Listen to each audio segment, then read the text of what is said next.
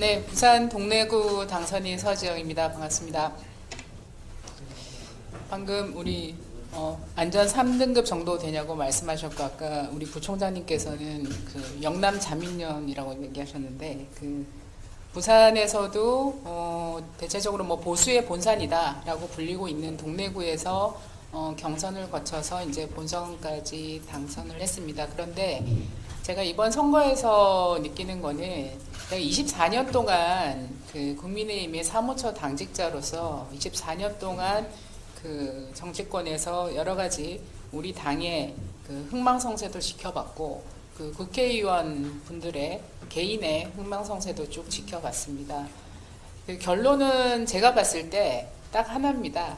국민들이 바라는 바를 먼저 잘 수용하고 그것에 민의에 따라갈 때는 늘 성공했고, 국민들의 상식과 그 다음에 삶과 괴리가 있을 때는 저희가 처절하게 실패했습니다. 그리고 또 우리는 너무나 불명예스럽게도 우리가 배출한 대통령이 탄핵을 당한 정당의 일원입니다. 우리가 가장 최악일 때를 생각을 한다면 우리에게는 항상 해법이 있다고 생각합니다. 그리고 그런 최악의 상황에서도 우리는 끝까지 버텼고 또 다시 정권을 재창출했습니다. 그러한 과정들에 대해서 우리가 복귀를 할 필요가 있다고 생각하고요. 이번 총선과 관련해서 말씀을 드리면 저는 이렇게 생각합니다. 아마 18대 국회부터 22대 국회까지 총선 투표율이 지속적으로 상승해 왔습니다. 이러한 전체적인 변화를 우리는 주의 깊게 주시해야 된다고 생각합니다. 특히 이번에는 최대 그 투표율을 보여왔었던 점에 대해서 깊게 생각을 해야 된다고 생각하고요. 이렇게 지속적으로 투표율이 상승한 데는 여러 요인이 있을 겁니다. 저는 그동안 우리 당이 굉장히 부진했던 젊은 세대들의 투표 참여가 지속적으로 증가하는 것에 대해서 그 2030뿐만 아니라 20대부터 50대까지 세대들의 여러 가지 정치 지형이 굉장히 변화했다는 것에 대해서 우리는 깊이 착안을 해야 된다고 생각합니다. 앞서 교수님들께서도 그런 지적을 많이 하셨는데요. 특히 부산 같은 경우에는 그 노무현 대통령과 기반으로 하는 문재인 대통령을 배출한 지역이라고 볼 수 있습니다. 노무현 대통령 같은 경우에 상당히 그 민주당 내에서도 입지가 굉장히 좁았고, 그럼에도 그 대지정통을 모아서 캠페인을 하면서 대통령을 당선시킨 거에 대해서 당시에 2030 세대는 굉장히 열광했습니다. 그 2030 세대가 지금은 4050 세대가 되어 있습니다. 그래서 부산의 50대까지는 노무현 대통령을 선출해봤던 경험이 있는 세대들입니다. 그래서 저는 부산의 정치 지형이 굉장히 많이 변화했다고 생각합니다. 그 점에 대해서는 이따 다시 좀 말씀을 드리겠습니다. 이렇게 우리가 총선을 3연패하고 지속적인 투표율이 상승하는 것에 대해서 우리가 지금 뭐 누구 탓하고 누구 탓하고 뭐 다 맞는 얘기들입니다. 틀린 얘기 저는 하나도 없다고 생각합니다. 그런데 이러한 지난 10년간에 대한 정치 지형에 대한 고찰이 굉장히 필요하다고 생각합니다. 이것은 저는 보수 정치 세력에 대한 경고를 넘어서 기대가 없다라는 것을 이번 선거로 표현한 거라고 생각합니다. 과거에 우리 당에서 가장 훌륭했던 슬로건이 경제는 한나라였습니다. 우리가 선거 때마다 항상 제일 나았다 그 슬로건이 경제는 한나라. 그리고 이명박 대통령을 배출했을 때 경제 대통령이었습니다. 그래서 그것은 그래도 국민의힘이 보수 정당이 이런저런 부정적인 요소가 있음에도 불구하고 능력 있는 집단이다, 실력 있는 집단이라는 이미지를 확고하게 주었기 때문이었다고 생각합니다. 그러나 이제 정권도 탄핵도 당해봤고, 그 다음에 다시 정권을 다시 찾아오기도 했는데도 불구하고 이 국민의힘의 보수 정당의 모습은 능력이나 실력은 있을 거라고 기대했는데 그 능력과 실력조차도 확인하지 못했다. 당신들에게 기대가 없다라고 표현한 선거로 보입니다. 그런 점에서 우리 모두 처절한 반성과 고백이 필요하다고 생각합니다. 이제 유능하지도 않고 실력도 없고 능력도 없어 보이는 세력에게 어떻게 젊은 층이, 특히 미래를 살아가야 되는 젊은 층이 표를 줄 수 있겠습니까? 거기에 대한 저희들의 반성이 굉장히 필요하다고 생각합니다. 그래서 이러한 것을 극복하기 위해서는 그러면 우리가 앞으로 어떻게 나아가야 되냐라는 설계를 해야 되는 지점이라고 생각하고요. 그러려면 그것 역시 사람이 해야 되는 일이라고 생각을 합니다.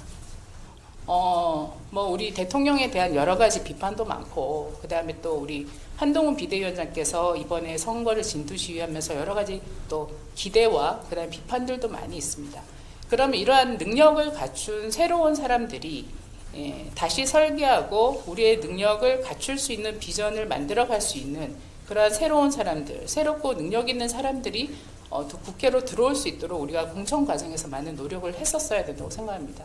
이번 공천 과정에서 우리가 그 유명한 시스템 공천을 했습니다. 그러나 우리가 했던 시스템 공천이 얼마나 국민들에게 설득력이 있었고 굉장히 좋은 공천이었다라고 인정받는지에 대한 검토와 평가도 저는 필요하다고 생각합니다. 그래서 제가 몇 가지 아쉬운 점에 대해서는 여러분들이 너무나 많이 말씀하셨기 때문에 앞으로 우리가 해야 될 것 중심으로 말씀을 드리면, 첫째, 지금 우리 당은 이렇게 능력과 기대를 했던 당이었었는데 너무나 예측 가능성이 없습니다. 공천을 할 때마다 공천 기준이 바뀝니다. 공천을 할 때마다 가산점 기준이 바뀝니다. 늘 희한하고 새로운 아이디어들이 쏟아져 나옵니다. 이제 가능하면 조금 더 촘촘하게 앞으로 공천이나 지방선거도 마찬가지고 대통령 선거도 마찬가지고 국회의원 선거도 우리가 예측 가능한 시스템을 좀 정립할 필요가 있다고 생각합니다. 예를 들어서 이번 총선 말고 지난 총선에서는 가산점 제도가 절대 점수를 부여하는 형식이었습니다. 현역 의원을 이기가 너무나 어렵기 때문에 절대값 점수를 부여했습니다. 가령 여성 같은 경우는 10점을 줬습니다. 아예 점수를 줬습니다. 이번에는 어떻게 바뀌었습니까? 득표율의 몇 퍼센트 이렇게 줬습니다. 그러면 제도가 완전히 바뀐 거죠. 그래서 이번에 보완한 게 아마 감점 제도를 해서 현역 의원 하위 30%에 대한 감점 제도를 부여한 것으로 알고 있습니다. 그런데 감점을 받았던 현역 의원에 대해서는 공개하지 않았어요. 끝까지. 아마 지금도 모르고 있는 사람들 많을 겁니다. 이것은 경쟁의 룰이 모호하다는 겁니다. 이렇게 경쟁의 룰이 모호한 정치 세력에게 과연 치열한 경쟁 사회에서 살아가고 있는 30대, 40대, 20대들이 기대를 할 수 있겠습니까? 그들은 게임 세대들입니다. 왜 스타크래프트가 그렇게 인기 있었겠습니까? 명확한 룰이 있는 싸움을 공정하게 했기 때문입니다. 그런데 우리는 항상 룰이 모호합니다. 그래서 지금부터 우리가 경쟁의 룰을 명확하게 할 필요가 있다고 생각합니다. 최소한 민주당보다는 조금 나아야 되지 않겠습니까? 그러기 위해서 지금 해야 될 일은 현역 의원 평가 제도를 만들어야 된다고 생각합니다. 우리 당이 여러 차례 현역 의원 평가 제도에 대한 논의는 내부적으로 있었습니다. 그러나 당선인들, 현역 의원들이 이것을 모두 다 내심 거부했기 때문에 우리 당은 현역 의원 평가 시스템이 없습니다. 바로 그것을 지금 해야 된다고 생각합니다. 신임 원내대표 경선을 할 텐데 경선 후보들께서 당선을 위해서 이것에 대해서 지지부진하게 회피하지 마시고 현역 의원 평가 시스템을 어떤 방식으로 도입하겠다라는 얘기를 명확하게 천명하실 때 우리 당에 미래가 있다고 생각합니다. 벌써 당선인 총회가 2번 있었습니다. 그 총회의 참석자, 불참자, 발언자 우리는 모두 표기하고 명기하고 데이터로 가지고 있어야 됩니다. 지금까지 우리 국회 상임위 어땠습니까? 저도 상임위의 수석 전문위원으로 배석한 적 있습니다. 치열한 법안을 논의하는데 우리 당 의원님이 없습니다. 예산 심의를 하는데 우리 당 의원님은 이석합니다. 법안 소위 우리 의원님 간사님, 예산 소위 간사님이 앉아서 방어합니다. 제가 그때 출마를 해야겠다고 결심했습니다. 저라도 거기 앉아서 얘기하고 싶은데 저는 수석 전문위원이기 때문에 배석할 수밖에 없습니다. 의원님들은 안 계시고. 이런 상임위가 허다했습니다. 우리가 지금 대통령께만 욕할 때 아닙니다. 이러한 고질적인 우리 당의 내부적인 질적인 문제를 우리는 지금부터 개선해 가야 된다고 생각합니다. 거기에 대해서 당선인들이 두려워하지 말아야 된다고 생각합니다. 그럴 때 영남 자민련이라는 오명을 벗어날 수 있다고 생각합니다. 그리고 세 번째는 위성정당 문제에 대해서 우리는 공론화시켜야 된다고 생각합니다. 이게 말이 안 되는 제도를 2번씩이나 하고 있다는 것은 우리 국회 전체의 오명입니다. 특히 이 문제에 있어서 우리 당의 여러 가지 전략적 섬세함이 부족했다는 부분들도 있는데 그 중에 하나 선거 과정 일례를 들면 저도 참 아쉬운 부분인데 우리가 비례정당 득표를 위해서 2판, 4판 이런 구호를 많이 했습니다. 그것도 잘 어르신들이 몰라서 두 번째 칸에 찍자 이런 얘기 많이 했습니다. 그런데 제 동래구 옆에 있는 연제구 국회의원 후보 당선인이 김희정 선배님 지역은 민주당 후보가 사퇴를 했기 때문에 첫 번째 칸이었습니다. 그런데 우리는 끝까지 두 번째 칸에 찍으라고 중앙당에서 지속적인 홍보를 했습니다. 그러면 저는 선거상황실장이든 아니면 비대위원장께서 연제구는 첫 번째 칸에 찍어 주십시오. 사람은 첫 번째 칸, 비례는 두 번째 칸, 뭐 이렇게 누구라도 얘기를 해줬어야 됩니다. 연제구의 우리 당 지지자들은 다 그 홍보 카드 뉴스가 나돌 때마다 다 울었다고 합니다. 그리고 현장에서 잘못 찍어서 나오면서 찢어버리면서 나온 사람도 많습니다. 왜 우리는 이렇게 이런 중요한 일들에 대해서 섬세하지 못했을까요?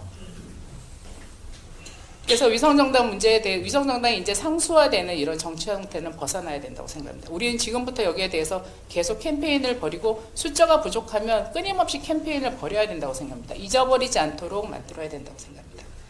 그 다음에 당정관계에 대해서 말씀드리겠습니다. 당정관계에 대해서 우리가 대통령실을 비난만 하면 뭔가 해결될 거라고 생각하는 것은 오판입니다. 당이 제 역할을 해야 된다고 생각합니다.